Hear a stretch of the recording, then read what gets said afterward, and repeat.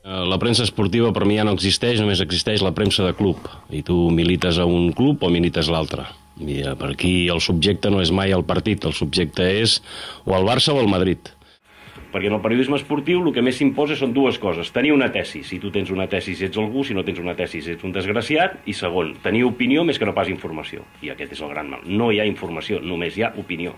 Ramon, hi ha una altra cosa que ha canviat, i és l'altre dia parlant amb algú a la redacció em comentava, sempre hi ha hagut aquestes tensions i sempre Madrid i Barça han tingut una mena de contenciós pendent de resoldre, no?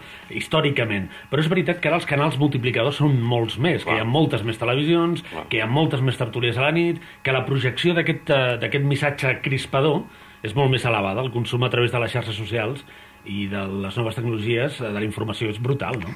Clar, no és com abans, que gairebé només hi havia els diaris i que els diaris feien de substitut de la premsa populista britànica. Aquí, per exemple, els diaris populistes no han tingut mai èxit en un país com Catalunya, i la premsa esportiva era com un calaix de sastre en què podies trobar un diari que llegeix des del nen que té 6 anys fins a la iaia que en té 85, i era una cosa que al voltant del Barça o a través del futbol doncs unia.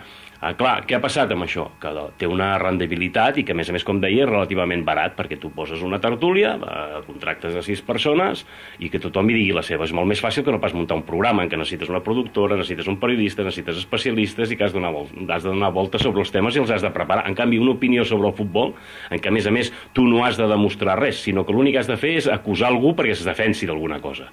Llavors, a partir d'aquí crec que hem perdut una mica els límits i s'ha de reconstruir que el periodisme esportiu hauria de moure's dins els mateixos cànons que qualsevol tipus de periodisme. Jo moltes vegades al col·legi quan discutim sobre això, escolta, hauríem de fer una comissió sobre periodisme esportiu. No, el periodisme esportiu hauria de tenir hauria de moure's dintre els mateixos paràmetres que el periodisme d'economia, el periodisme de societat, el periodisme polític, i tenir la mateixa capacitat de reflexió, d'autocrítica i també d'informació, no de tanta opinió. Que crec que en el fons, si mires, per exemple, els diaris esportius, a diferència dels diaris d'informació general, no hi ha editorials. L'editorial són les portades. Tu pots agafar Samor Bin Laden i tots els diaris anirà a portada, uns o Bildu, el que vulguis, però després hauràs d'anar a l'editorial per saber què significa, o quan parles amb el Zartalego li pregunti a vostè què li sembla això, doncs et donarà una opinió. Aquí no. Aquí et trobes una portada que diu, a por ellos. Vull dir, en el fons l'únic que fas és quan la llegeixes i t'arremangues i dius, bueno, ja, a quina hora comença això, no? No diuen, escolta, avui hi ha un partit de futbol, perquè si no dius això no vens. Si no actives el gas sentimental, si no predisposes, llavors no hi ha passió. I a més, ja no només existeix el que se'n diu la militància activa com abans, que és que als camps de futbol hi anava la gent que veia el partit de futbol. Ara hi ha una audiència. És a dir, no fa falta que vegis l'escenari on passen les coses. Lo important és que tu el vegis. Però continuo mantenint que pel periodista una cosa és fer una crònica o tenir una opinió sobre una cosa que has vist i una altra cosa que s'hi ha interposat la televisió. Perquè després el que estàs fent és la crònica del reportatge de televisió. Depens del càmera, depens del locutor i depens de la contextualització, però tu no ho has vist. La metarealitat és quan interpretes la realitat. Llavors se suposava que el periodista el pagaven o el llogaven o el contractaven perquè expliqués una cosa que ell havia vist, no a través d'una segona persona. Quanta gent hem deixat d'anar als llocs i en canvi tenim una opinió sobre les coses? Doncs en el futbol, com que tot és banal i tot és estrident i no passa res, doncs és vàlid. És possible, tu veus aquesta marxa enrere, o ja han traspassat uns límits que faran que això sigui molt difícil de reconduir? Ara, en aquest moment, jo ho veig molt difícil, perquè la confrontació, a més, Barça-Madrid, és una confrontació molt visceral, que dona, com dic, molts rèdits i que d'alguna manera simplifica molt les coses. És a dir, tu a favor o en contra, que és la simplificació del periodisme. No hi ha grisos, no hi ha matisos. Estàs a favor o en contra? Bueno, no sé, depèn de què. El que deia ara en Guardiola dels Mourinho, potser em pot semblar a mi una persona que el terreny de joc m'interessa, la sala de premsa m'interessa absolutament per res, no hi ha valors absoluts. Escolti, Florentino, amb algunes coses potser sí, d'altres no. Rossell no sabria dir-li de què em pregunta, de què em parla.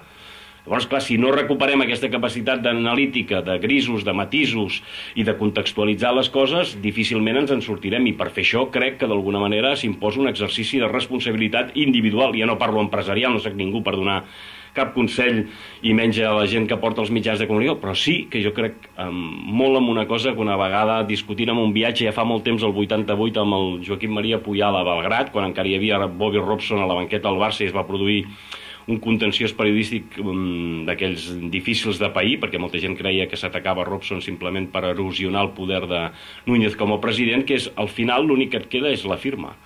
I l'exercici de responsabilitat comença perquè cadascú el que firmi estigui d'acord. Avui dia la majoria de diaris, la majoria d'emissores, la majoria de cadenes, hi ha periodistes que posen veu, posen la firma, el que sigui, sense els importar-los el que estan fent. I crec que aquest exercici de responsabilitat és dir, escolti, jo seré el que vulgui que sigui la meva firma. En el moment que dignifiquis la teva firma i la manera de ser, potser ens en començarem a sortir.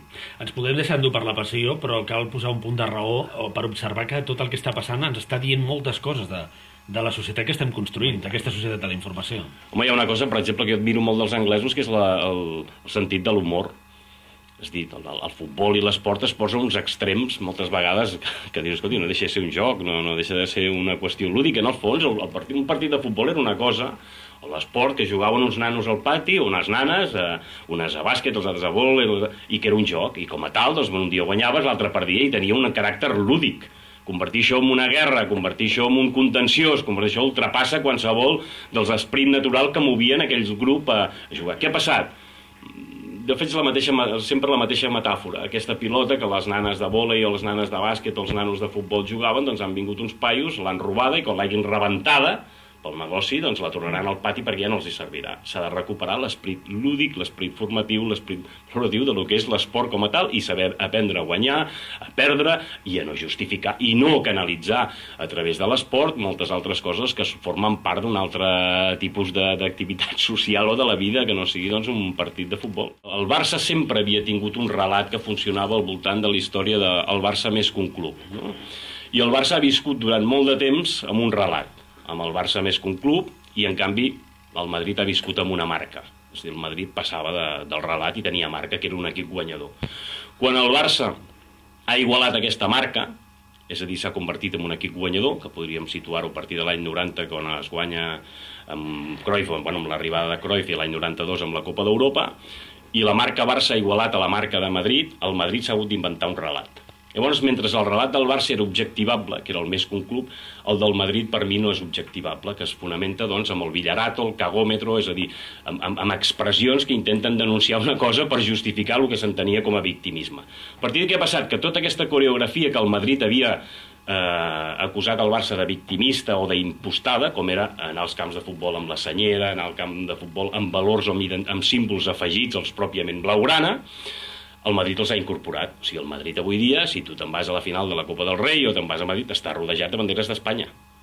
Cosa que quan abans, si tu repasses una mica la hemeroteca, la fonoteca, les biblioteques, repasses, diràs, home, per què si sou del Barça aneu amb la senyera, no? Vol dir que d'alguna manera tot aquest valor afegit que sempre té l'esport com a expressió una de les expressions dels pobles, ara el que en té necessitat de subratllar i d'identificar és el Madrid. Per què? Perquè el Madrid el que li ha passat és que ha perdut identificació.